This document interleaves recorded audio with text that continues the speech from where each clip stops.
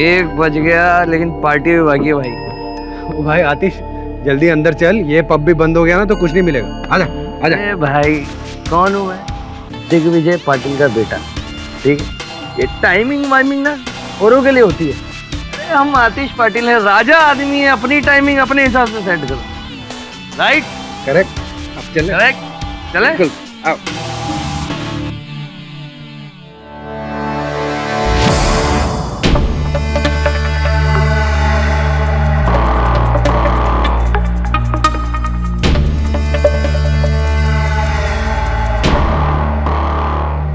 भैया महेश शिंदे ना, ये यहाँ क्या कर रहे इतनी रात को?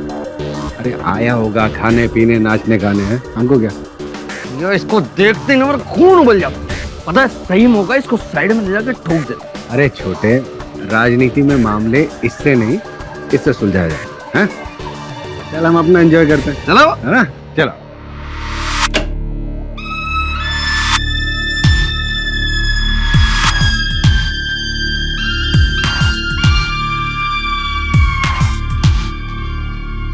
ये पब है क्या भैया?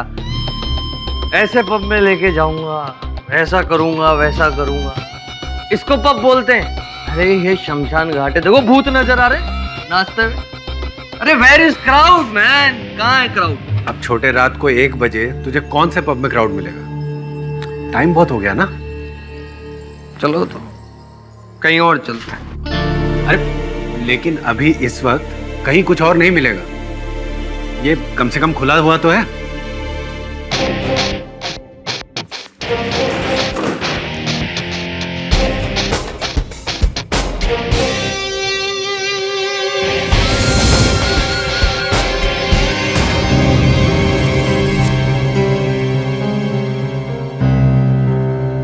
Would you like to have, sir? क्या खाएंगे? खाएंगे? अभी तो पियेंगे यार।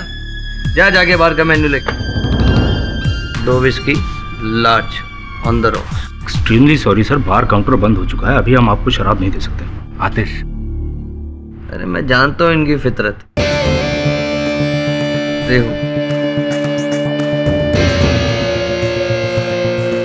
दे 2 विस्की लार्ज।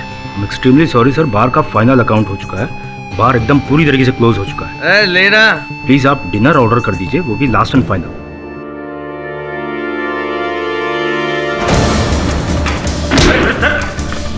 अरे ये क्या कर रहे हैं? ये क्या तरीका सर? सब थप्पड़ मारूंगा ना, जिंदगी भर घर वाले ढूंढते रह जाएंगे। क्या करेगा? छोड़, क्यों बेकार में पंगा कर रहे? बैठ ना, बैठ, कूल डाउन, कूल। मैं तो वेटर हूँ साहब, मैं मेरे हाथ में कुछ होता तो मैं देता नहीं था क्या सर? नहीं, मैं समझ सकता हूँ, थोड़ा सा उसने पिया हो। अरे मैं शराफत से बात कर रहा हूँ और ये कॉलर पकड़ के नहीं। अरे क्या कर रहा? क्या करे इसको? मार दूंगा साले को, यही दारू नहीं थी तो पागल हो गए क्या? इसको केस हो जाएगा या दारू ला। मेरे हाथ में कुछ होता तो मैं क्या करता नहीं था क्या? कौन देगा दारू? मेरे हाथ में नहीं है। कौन देगा? उसके हाथ में, बार टेंडर के हाथ में। मेरा नाम है आतिश पाटिल और दारू तो मैं आज पी के रहूंगा। चल दारू पिला। 2 लार्ज स्कॉच भैया। हाँ, on the rocks. Sir, bar close हो चुका है। इतनी गोलियां चलाऊंगा कि तेरी जिंदगी 2 मिनट में बंद कर दूंगा मैं। सर, काउंटर क्लोज हो चुका है। हाँ भैया सुन, दारू पीनी है मेरे को। आतिश, मैं पिलाता हूँ, अभी गन अंदर। मेरे को सर, थोड़ा तमीज तो सिखाइए। अरे मुझे तमीज सिखा। आतिश क्या कर रहा है? दिग्विजय पाटिल के बेटे को पिला रहा तू। तेरी तो रुकिए सर, रुकिए प्लीज, ऐसा मत कीजिए प्लीज। प्रॉब्लम क्या मुझे बताइए प्लीज। प्लीज गन अंदर रखिए प्लीज, शांत हो जाइए प्लीज, गन अंदर रख लीजिए प्लीज। प्लीज सर ऐसा मत कीजिए प्लीज, ऐसा मत कीजिए प्लीज, प्लीज प्लीज मत कीजिए ऐसा प्लीज।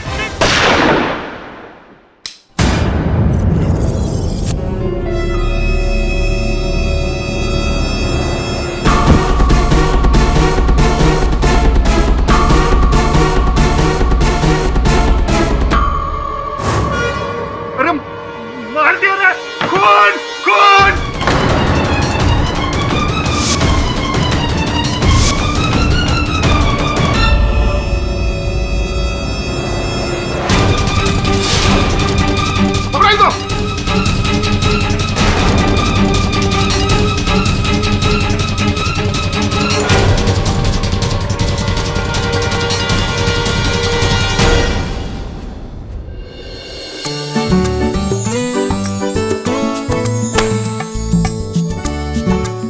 अरे वरुण, मुझे कहाँ लेकर जा रहे हो? मुझे अपने दोस्तों के साथ मूवी देखने जाना था। अरे चले जाना, पहले अपना सरप्राइज तो देख लो। सरप्राइज? Yes, surprise. आजा आजा मेरे दोस्त। आपको मेरा बर्थडे याद था? याद नहीं, बाय हार्ट हो गया। तू पिछले 10 दिन से तो याद दिला रहा है कि मेरे बर्थडे में अब 9 दिन बचे, अब 8 दिन बचे, 7 दिन बचे, 6 दिन बचे, तो बाय हार्ट ही हो गया। चल ना, केक काट, मेरा मुंह क्या देख रहा। अरे सॉरी सॉरी सॉरी, ये रहा ले। Oh thank you.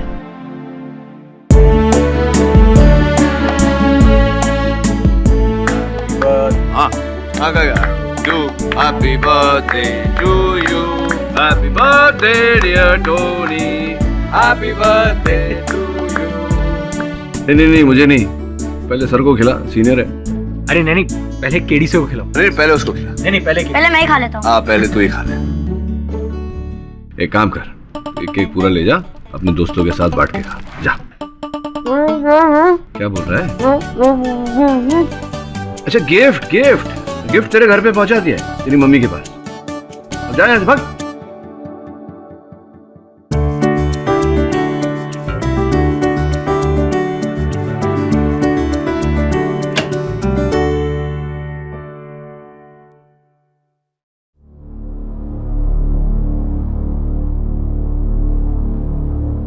तेरा जन्मदिन। नमस्कार। अरे पाटिल साहब, आइए आइए आइए, बैठिए। आपके बेटे के बारे में सुना। केडी, तुम तो जानते हो कि मेरा एक ही बेटा है, उसके लिए मैं कुछ भी कर सकता हूँ, कितना पैसा चाहे उतना बहा सकता हूँ। मेरे बेटे को बचा लो। आपकी दुविधा मैं समझता हूँ पाटिल साहब, किंतु आपके सुपुत्र अगर दौलत के बलबूते पर रिहा हो पाते तो हो जाता, आपको यहाँ नहीं आना पड़ता। केडी साहब, माना कि आप बहुत बड़े वकील हैं, लेकिन आपको कोई हक नहीं बनता कि आप पाटिल साहब से इस तरह से बात करें। ये हैं आपके पीए साहब, मैं गलत बात नहीं कर रहा हूँ, ये कह रहा हूँ, ये समझाने का प्रयास कर रहा हूँ कि अगर दिग्विजय पाटिल साहब जैसे वरिष्ठ नेता मेरे पास आए तो सब उपाय जान चुके होंगे ना। क्यों? देखिए, इस केस को बिगाड़ा मीडिया ने है, आतिश बाबा ने कुछ नहीं किया, निर्दोष है वो। जहां तक का मैंने सुना है और जहां तक मेरा ज्ञान है, आतिश बाबा ने कई लोगों के सामने ये किया है, तो चश्मदीद गवाह है इस बात के। पाटिल साहब, क्षमा कीजिए, लेकिन ऐसा केस नहीं ले सकता मैं। आतिश का कहना है कि उसने गोलियां चलाई, लेकिन बारटेंडर कार्तिक पे, मैनेजर शेट्टी पे नहीं। पाटिल साहब, यहाँ विवाद ये नहीं है कि गोली किस पर चलाई गई और गोली किसे जाकर लगी। सत्य ये है कि जिस गोली से मैनेजर की हत्या हुई वो आपकी बेटी ने चलाई थी। केडी साहब, ये तो आप वही बोल रहे हैं जो पूरी दुनिया बोल रही है, फिर आपके पास आने का फायदा क्या? चलिए पाटिल साहब, शहर में और भी बहुत बड़े वकील हैं। शांत हो जाइए जोशी, मैं बात कर रहा हूं ना। केडी, इसकी बात का बुरा मत मानिए। नहीं, क्या है, आतिश के ना छूटने के डर से सभी लोग चिड़चिड़े हो गए। पाटिल साहब, मैं समझता हूँ आपका इकलौता सुपुत्र है, किंतु मेरे आदर्श मुझे ये अनुमति नहीं देते कि मैं अपराधी के पक्ष से कोई मुकदमा लड़ूं। मैं तुम्हें उसके पक्ष में खड़े रहने के लिए नहीं कह रहा हूं। उसको सजा मिलनी चाहिए, जरूर मिलनी चाहिए, लेकिन उस जुर्म के लिए जो उसने किया है, ना कि उस जुर्म के लिए जो उसने किया ही नहीं। उसको फंसाया जा रहा है। आपके बेटे को फंसाकर किसका लाभ हो सकता है? केडी, राजनीति में दुश्मन तो होते ही है। अगला चुनाव आतिश लड़ने वाला था और उसको मैं जिता भी देता। पार्टी रूलिंग पार्टी बनती, उसको मैं मिनिस्टर बनाता। मुझे लगता है इसमें किसी की सोची समझी साजिश है। पाटिल साहब, दुर्भाग्यवश इन बातों से यह प्रमाणित नहीं होता कि आतिश अपराधी नहीं है। क्षमा चाहता हूं, लेकिन ये केस में नहीं ले सकता।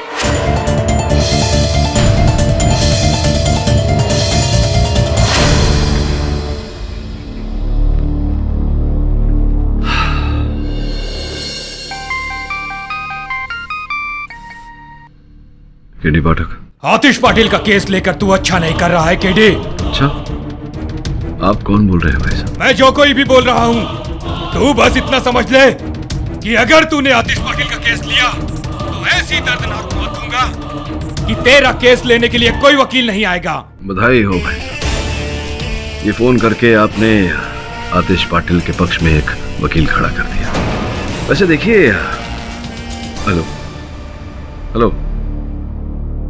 कमाल कर पूरी बात भी नहीं सुनते।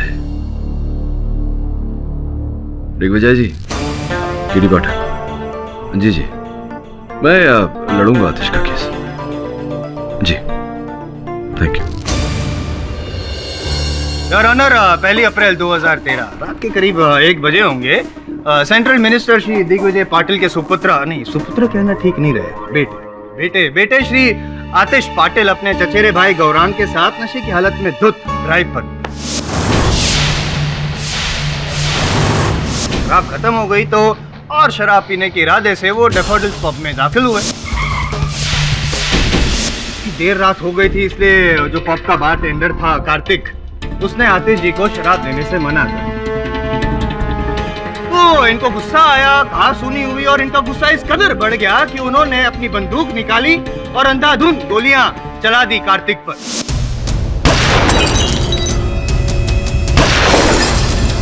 सिचुएशन को कंट्रोल करने के लिए योर ऑनर, जो पब के मैनेजर थे मिस्टर शेट्टी, वो बीच में आ गए। इसलिए जो गोली कार्तिक को लगने वाली थी वो मिस्टर शेट्टी को लग गई और बेचारे वहीं पर मर गए। मानता हूँ योर ऑनर, मैं मानता हूँ कि ये कोई प्री मेडिटेटेड मर्डर नहीं है, लेकिन आवेश में आकर, गुस्से में आकर की गई हत्या जरूर है योर ऑनर। आतिश जी को लगा होगा कि भाई मैं तो बहुत ही प्रभावशाली परिवार से ताल्लुक रखता हूँ, मेरी जिद, मेरे ईगो के सामने कौन टिक पाएगा, मैं आराम से बच के निकल जाऊंगा, लेकिन को बच के जाने नहीं दूंगा आतिश जी। योर ऑनर, मेरे पास मौका वारदात पे मौजूद 10 चश्मदीद गवाह भी हैं। मौका वारदात से खूनी का पकड़ा जाना, और सबसे इम्पोर्टेंट बात है ये मर्डर वेपन जिससे हत्या की गई थी, ये पिस्तौल। इस पर आतिश जी के उंगलियों के निशान भी है। इससे साफ जाहिर होता है कि ये खून आतिश जी ने ही किया है योर ऑनर।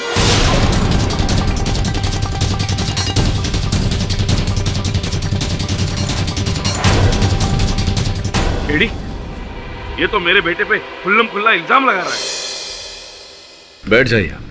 पाटिल साहब, याद दिलाता हूँ आपको कि आपकी पार्लियामेंट नहीं है कि मन चाहा तब कुर्सी से खड़े हो गए और जो जी में आया बोल दिया। आप मेरे बेटे पे झूठा इल्जाम लगा रहे हैं। इल्जाम झूठा या सच ये तय करने का काम जज साहब का है, आपका नहीं पाटिल साहब। मिस्टर दिग्विजय पाटिल, आप शांत हो जाइए, आपको बोलने का मौका दिया जाएगा। योर ऑनर, मुझे लगता नहीं है कि किसी को भी कुछ भी बोलने की जरूरत पड़ेगी आज यहाँ अदालत में, क्योंकि मेरे पास जरूरत से ज्यादा गवाह भी है और सबूत भी है, जिससे साफ जाहिर होता है कि एक फैक्ट न मिलने पर इन्होंने, आतिश जी ने निर्दोष आदमी बेचारे मिस्टर शेट्टी का खून कर दिया। मेरे हिसाब से तो सख्त से सख्त सजा सुनाई जाए इनको और केस खत्म कर दिया जाए, बस 10 मिनट से ज्यादा। Objection your honour. Your honour, मुझे इस बात में कोई संदेह नहीं कि अदालत का समय महत्वपूर्ण होता है, बहुमूल्य होता है। साथ साथ ये बात भी सत्य है कि अदालत के एक गलत निर्णय का प्रभाव एक नहीं अनेक लोगों के जीवन पर पड़ता है। इस कारण मैं अदालत से अनुरोध करता हूं कि इस केस की हर पहलू को जांचने परखने के बाद ही कोई निर्णय ले। पाठक साहब, मैंने जांच भी लिया और परख भी लिया, साफ साफ जाहिर है कि खून आतिश ने ही किया। अभी तो आप पाटिल साहब से कह रहे थे कि इस अदालत में निर्णय लेने का अधिकार केवल न्यायाधीश महोदय को है। मिस्टर जायसवाल, ये अदालत इस केस को विस्तार से सुनना और समझना चाहती है। जैसे आप चाहें योर ऑनर। इस केस को आगे बढ़ाने के लिए मैं अहम गवाह गौरांग भाटिया को कटघरे में बुलाने की अनुमति चाहूंगा। अनुमति है।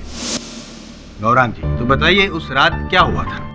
जी, उस रात डैफोडिल पब में ड्रिंक्स का टाइम खत्म होने के बाद जब ड्रिंक सर्व करने को कहा आतिश ने, तो वेटर ने मना कर दिया था, तो आतिश को गुस्सा आ गया था। गुस्सा आ गया था तो इसका मतलब कि आतिश ने आपके सामने ही गोलियां चलाई थी? नहीं, देखिए, उनकी गोली मैनेजर को नहीं लगी थी। नहीं, मेरे सवाल का जवाब दीजिए। जो पूछा जाए, गोली चलाई थी आपके सामने या नहीं चलाई? सर बहुत अफरा तफरी थी और एक गोली दीवार की तरफ। कामरान जी मेरे सवाल का जवाब दीजिए, आपके सामने गोली चलाई थी आतिश ने कि नहीं? चलाई थी।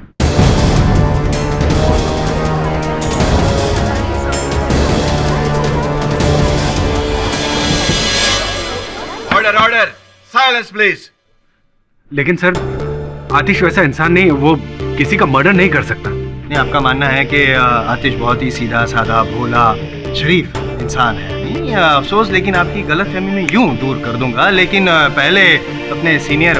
पाठक साहब, आप कुछ पूछना चाहेंगे? योर ऑनर, इस समय कोई प्रश्न नहीं।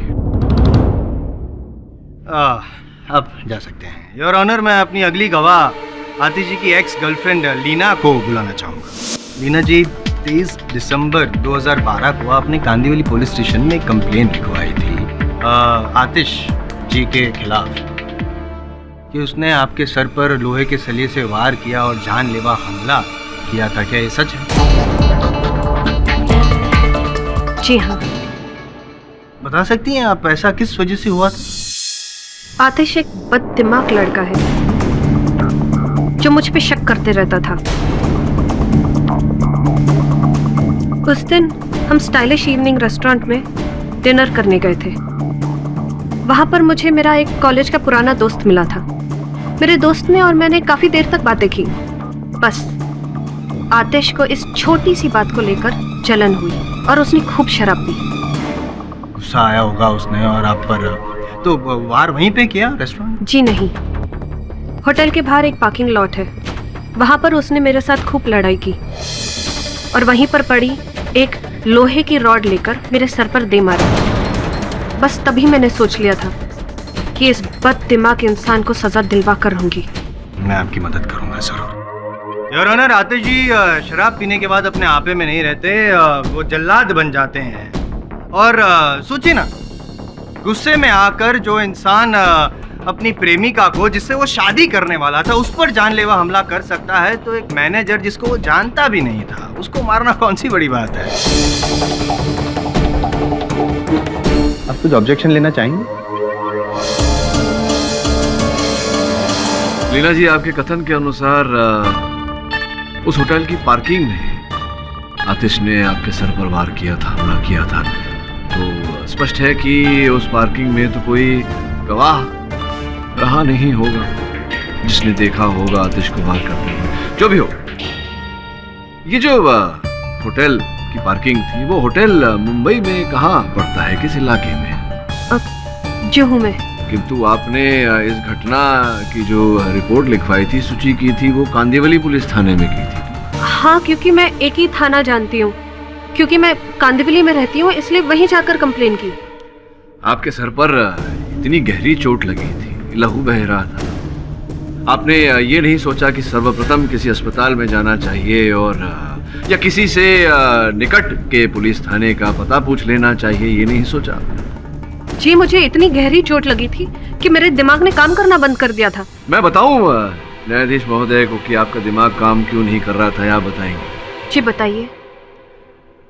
वास्तविकता में उस दिन आतिश ने आपसे कहा था कि आप दोनों के बीच जो संबंध है उसको लेकर वो इतना गंभीर नहीं है और वो आपको छोड़ना चाहते हैं, बीच में मत बोलिए। जिसके बाद आपने खूब सारी शराब पी ली और अपनी गाड़ी लेकर अपने घर की ओर आप निकल गई। बीच में कहीं कांदीवली के आसपास ही आपकी गाड़ी की दुर्घटना हो गई, जिसके कारण आपके सर पर वो चोट आई और आपने इस अवसर का लाभ उठाया। कांदीवली पुलिस थाने में आपने आतिश के विरुद्ध रिपोर्ट लिखाई। सत्य है ये बात या नहीं?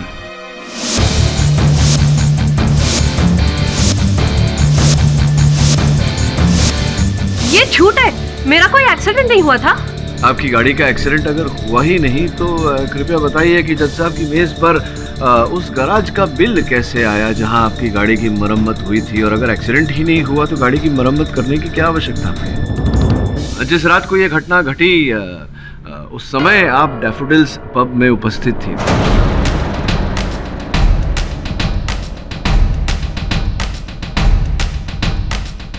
मैं वहां नहीं गई थी। अच्छा, आप नहीं गई थी, तो ये बताइए कि डैफोडिल्स पब के की जो वैले पार्किंग है वहां आपकी गाड़ी का नंबर दर्ज है, तो बड़ा उत्सुक हूं जानने के लिए कि आपकी गाड़ी स्वयं वहां आपके बिना कैसे पहुंच गई। अब मैं वहां गई थी।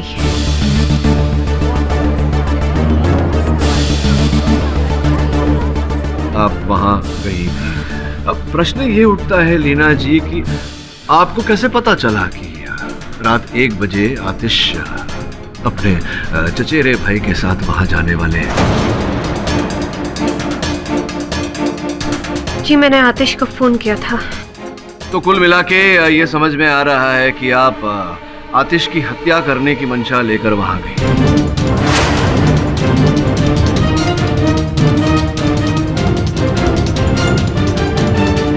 आप बिना वजह बेतुका इल्जाम मुझ पे लगा रहे। मैंने आपसे कहा ना, मैं अपनी अंगूठी वापस लेने गई थी। कमाल करती हैं लीना जी आप। अब रात के 1 बजे अंगूठी वापस लेने का उपयुक्त समय तो होता नहीं है ना?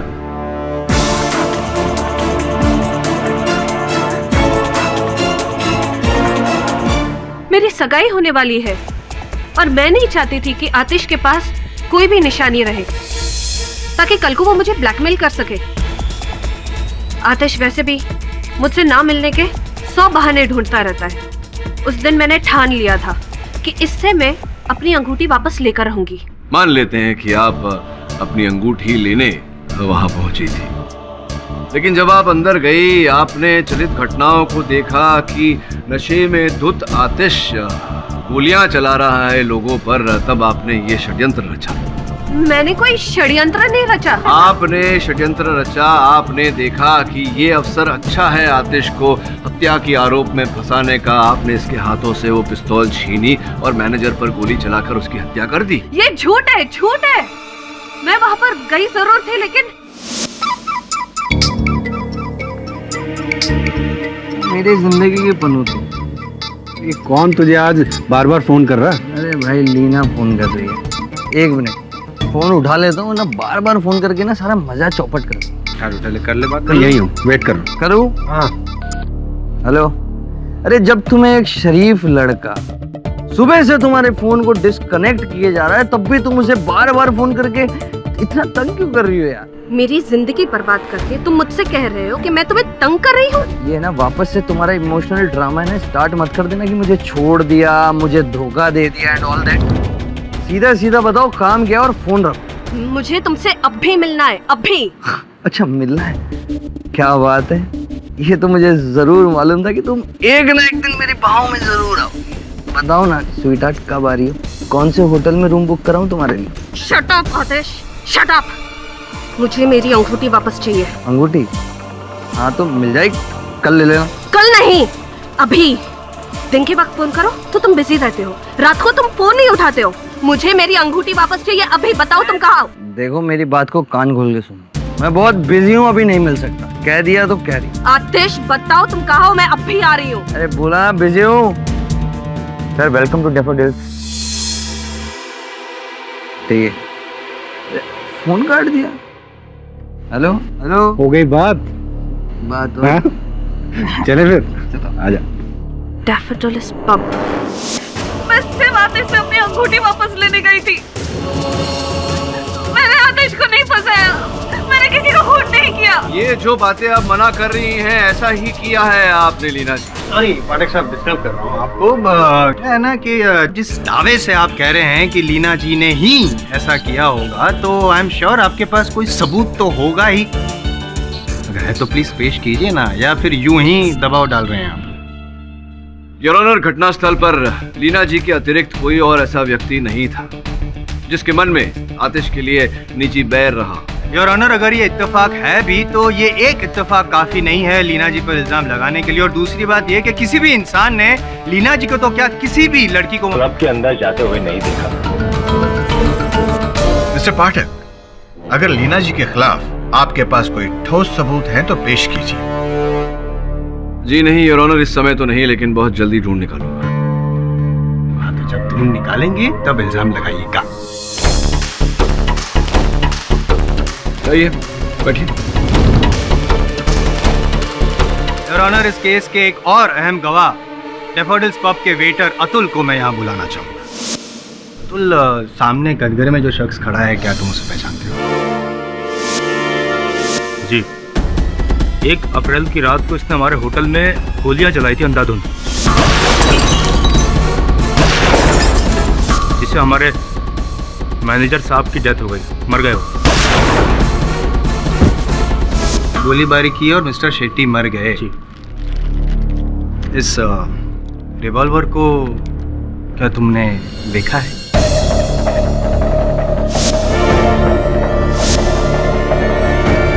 आतिश के हाथ में जो रिवॉल्वर थी वो बिल्कुल ऐसी थी।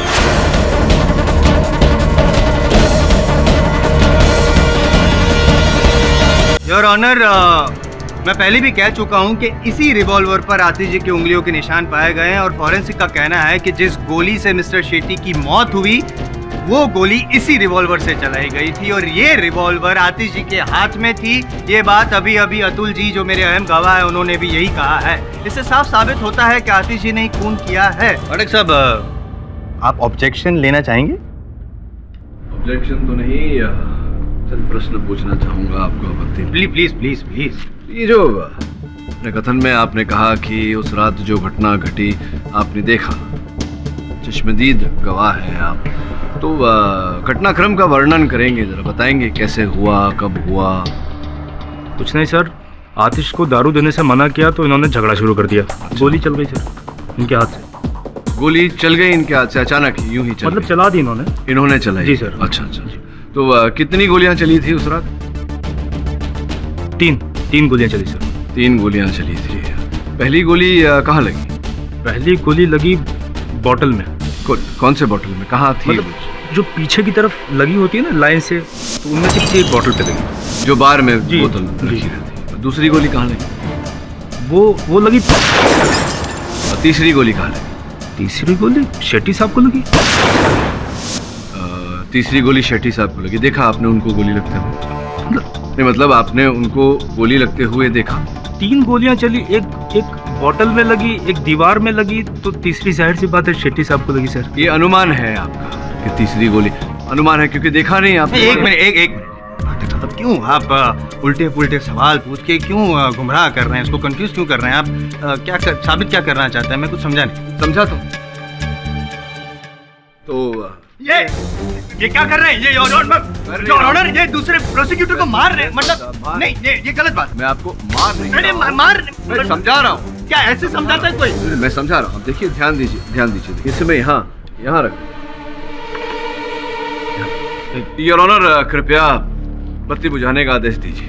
अदालत में थोड़ी देर के लिए लाइट्स ऑफ की जाए। अदालत की बत्तियां जला दी जाए। तो बताइए जायसवाल साहब, वो जो छड़ी, वो डंडा कहाँ था, कहाँ है? तो क्या यहाँ पे तो है? हाँ, लेकिन वहाँ नहीं है। वो अभी जज साहब की मेज पर है। जज साहब, डंडा आप?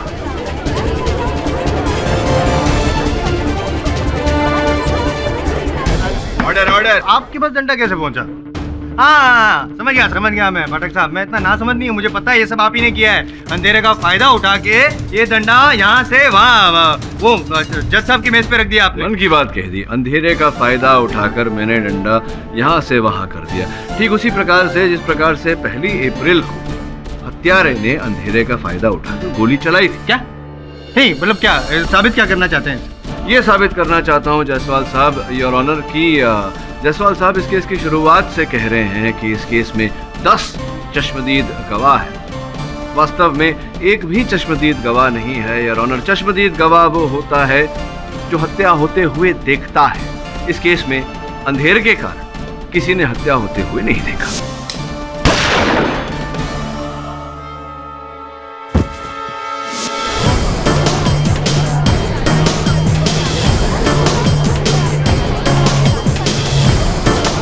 योर ऑनर, वहां उपस्थित किसी भी व्यक्ति ने आतिश को वो तीसरी गोली चलाते हुए नहीं देखा जिस गोली से मैनेजर शेट्टी की हत्या की। क्या मजा आ गया। पाठक साहब, लाइट जाने से पहले और लाइट आने तक ये जो रिवॉल्वर है ना, वो आतिश के हाथ में ही थी। योर ऑनर, आतिश ने अपने कथन में कहा है कि जैसे ही अंधकार हुआ, किसी व्यक्ति ने उनके हाथों से ये पिस्तौल छीन ली। नहीं, कहने में क्या सर, कह तो रहे हैं ये कि उन्होंने खून भी नहीं किया, निर्दोष है, लेकिन साबित भी तो करना पड़ेगा ना सर।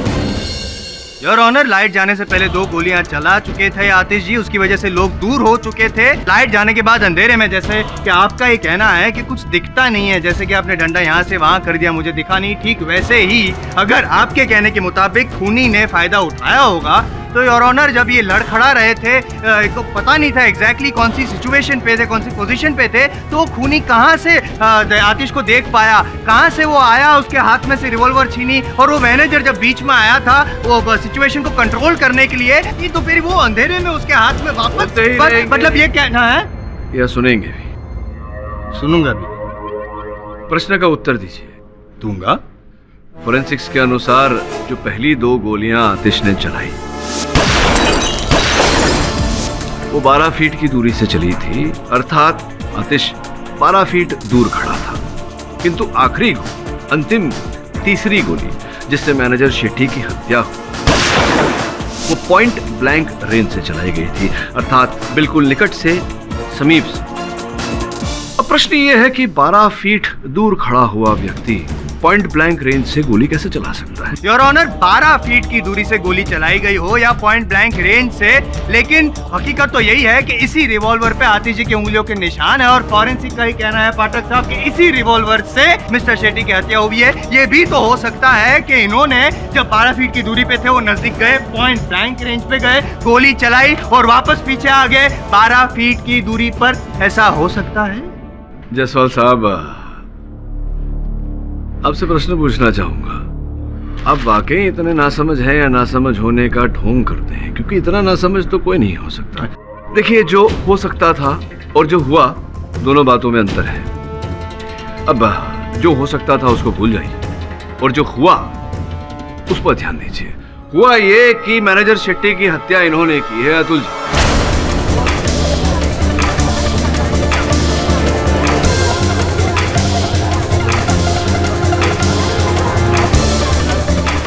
नहीं मारा सर, किसी को नहीं मारा मैंने सर। अरे तुम्ही ने मारा है उन्हें। पाठक सर जी, बिना वजह एक बेकसूर इंसान पर इल्जाम लगा रहे हैं। नहीं, बिना वजह, बिना किसी कारण के नहीं। कारण ये है कि जब घोर अंधेरा हुआ वहां पर, घटनास्थल पर, सबसे निकट यही थे। करीब था सर, मगर मैं उन्हें क्यों मारूंगा सर? क्योंकि आप बदले की भावना रखते थे उनके लिए। वो हमें बहुत प्यार करते थे सर। प्यार करते थे, आदर सम्मान। तो क्यों आदर सम्मान करते थे आप उनका? उन्होंने 3 साल से आपको प्रमोशन नहीं दिया था, वेतन नहीं बढ़ाई थी, इस कारण से? या सबके सामने वो आपको गाली गलौज किया करते थे आपके साथ इसलिए? या फिर कभी कभार आपको सबके सामने वो हाथ भी उठाते थे, तमाचा मारते थे, इसलिए? क्यों इतना आदर सम्मान करते थे? वो मालिक थे, मालिक तो कभी भी किसी को कुछ भी कह सकता है, लेकिन सर हमारे दिल में उनके लिए कभी कोई बुराई नहीं थी। बुराई भी थी और हीन भावना भी थी, इसलिए आपने मैनेजर शेट्टी को मारने का षड्यंत्र रचा, और 1 अप्रैल को जब आपको अवसर मिला आपने उनकी हत्या कर दी।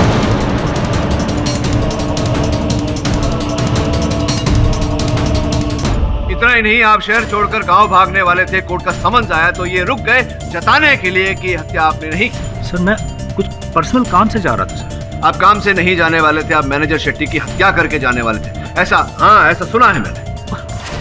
कौन बोला सर आपको? ये आपके बंधु ने बताई मुझे। आपकी सारी सच्चाई इसी ने बताई। सर क्यों झूठ बोल रहे हैं? मैंने ऐसा कोई बयान नहीं दिया है। मैं क्यों झूठ बोलूंगा? आप सोचिए अतुल जी, मैं क्यों झूठ बोलूंगा? इसने आपके बारे में सब कुछ बताया, ये भी बताया कि आप दोनों एक साथ में उस पब में काम करना शुरू किए, इनकी तरक्की हो गई, ये बारटेंडर बन गए, आप वेटर के वेटर। कहा था कि नहीं आपने मुझे? सर ये क्या सच्चाई बताएगा मेरी? बताई है इसने। ये क्या बताएगा सर मेरे बारे में सच्चाई? क्यों? ये अपनी बीवी का इस्तेमाल करता है अपनी तरक्की के लिए, ये मेरी क्या सच्चाई बताएगा? औकात पर है, समझा? तू अपने औकात पर है चमचा। अभी तक तो मैंने सच नहीं बताया था, लेकिन अब बताता हूँ, ये मैनेजर को मारना चाहता था।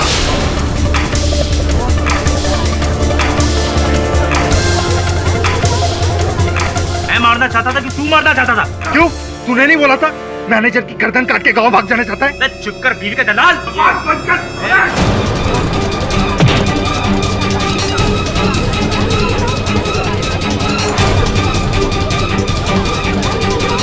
चुप कर बीवी का दलाल।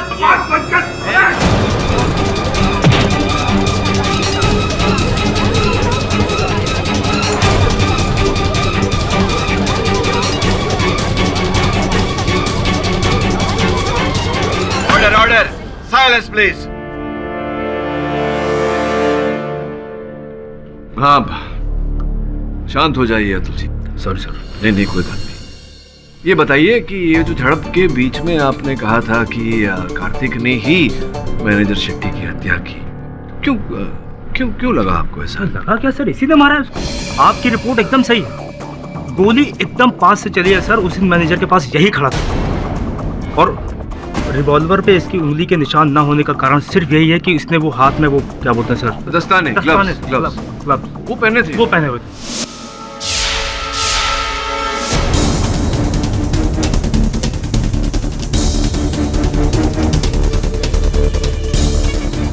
क्या लगता है आपको, क्या कारण रहा होगा जिस कारण इन्होंने हत्या की होगी शेट्टी साहब? सर, कार्तिक की बीवी मालिनी हमारे होटल में वेटर है, तो मैनेजर और मालिनी के बीच में अफेयर था सर। ये बात होटल में सबको पता है। तौबा, बस बैठिए आप उन्हीं से पूछते। Thank you sir. देखिए कार्तिक जी, ये जो बात यहाँ खुली है अदालत में, क्षमा चाहता हूँ। स्त्रियों के लिए, महिलाओं के लिए मेरे मन में बहुत आदर है, इस कारण मैं आपकी पत्नी को यहाँ अदालत में नहीं घसीटना चाहता। कृपया जो सच है बता दीजिए ना न्यायाधीश महोदय को, आप खुद ही स्वयं। सर, मेरी बीवी गलत नहीं है, गलत था वो शेट्टी। मेरी बीवी पे गलत नजर रखता था सर वो।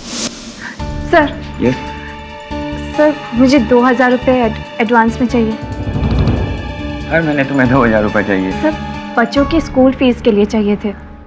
मालिनी, मैंने तुम्हारे कहने पे तुम्हारे पति को नौकरी पे रखा, उसको वेटर से बारटेंडर बनाया, लेकिन इसमें मेरा क्या फायदा? सर, मैंने आपसे कितनी बार कहा है कि मैं ऐसी औरत नहीं हूँ और आप हमेशा मुझे परेशान करते रहते हैं। आप जो चाहते हैं वैसा कुछ नहीं होगा। तो तुम्हारा पति दूसरी नौकरी ढूंढ लो।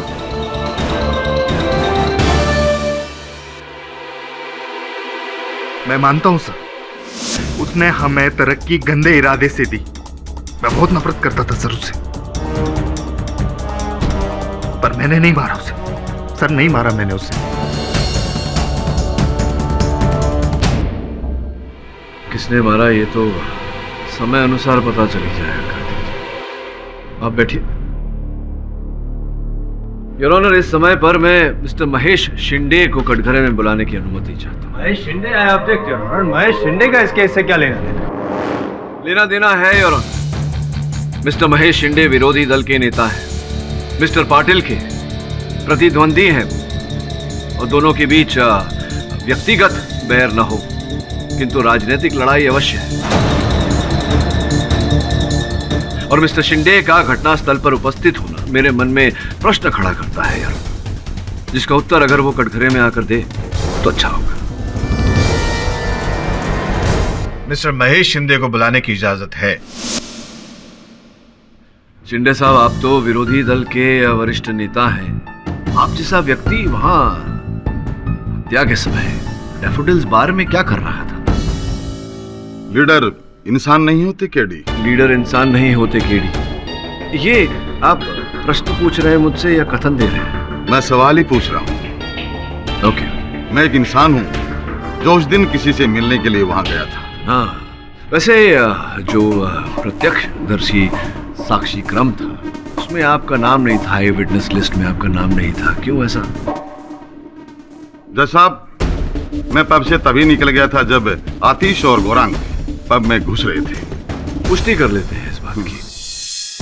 आतिश, क्या शिंदे साहब सही कह रहे हैं? आपने इन्हें वहां से प्रस्थान करते हुए देखा था? जी हाँ सर, ये उस वक्त वहां से वापस जा रहे थे।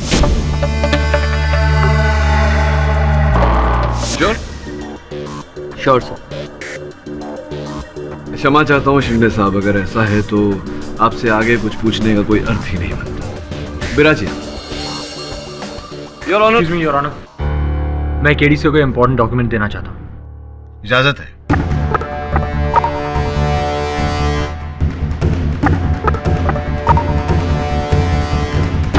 आखिर क्या है इस रिपोर्ट में? योर ऑनर, अभी अभी मेरे हाथ में विद्युत विभाग की एक सूची आई है जो इस केस का रुख बदल कर रख देगी। इसके अनुसार 1 अप्रैल को जिस रात हत्या हुई उस इलाके में कोई विद्युत विफलता नहीं थी, कोई पावर फेलियर नहीं हुआ योर ऑनर। इसका सीधा सीधा अर्थ यह निकलता है कि किसी ने जानबूझकर बत्ती गुल की थी।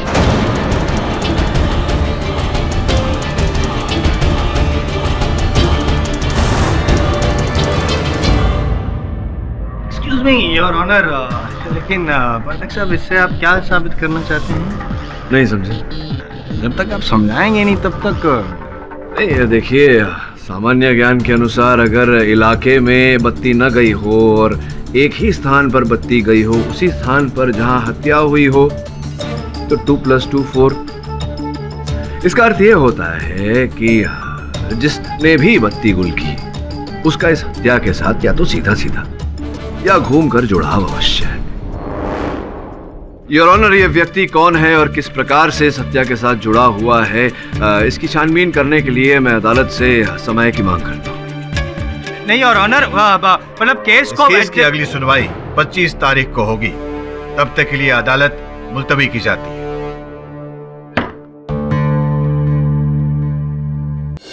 जब कोई व्यक्ति हर बार निशाना सही जगह पर नहीं लगा सकता तो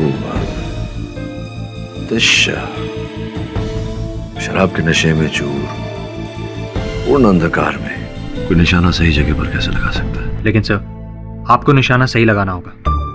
खबर मिली है कि जायसवाल इस केस को जीतने के लिए जी तोड़ कोशिश कर रहा है। जायसवाल केस जीतने की कोशिश कर रहा है, हमें सत्य तक पहुंचने की कोशिश करनी चाहिए। तो आप बताइए सर, क्या करना है? मुझे लगता है कि इस केस का रहस्य डैफोडिल्स पब में कहीं छिपा है।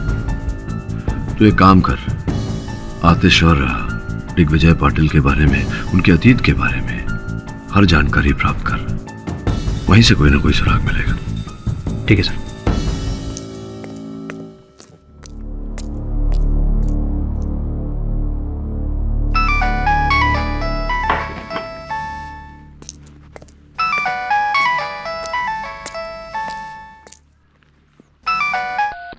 हेलो, तुझे मना किया था ना आतिश का केस लेने से? मरने का शौक है क्या तुझे? बहुत सबको आनी है, कौन इससे छूटा है? तू फना नहीं होगा, ये ख्याल झूठा है। ये शेर तुझे बहुत महंगा पड़ेगा केडी। अब शेर ही क्या जो हल्का हो। एक बात और सुन लीजिए, अगर आतिश निर्दोष है तो मेरे होते हुए ऐसी कोई अदालत नहीं दुनिया में जो उसे दोषी साबित करे। अच्छा, तो अपने दिन गिनने शुरू कर दे। ओके, 1 2